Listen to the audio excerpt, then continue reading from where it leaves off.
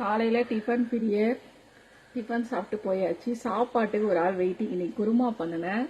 சாதம் வச்சு உருளைக்கிழங்கு வச்சு குருமா வச்சேன். சாப்பாட்டுக்காக வெயிட்டிங். காலையில இருந்து டிஃபனா சாப்பிட மாட்டேங்குது.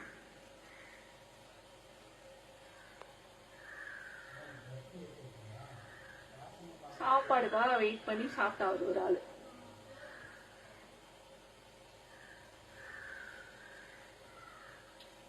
சாப்பிட்டே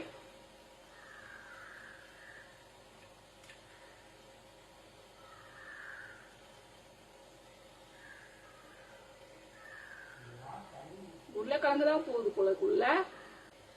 உருளைக்கிழங்கு தான் முதல்ல உள்ள போகுது.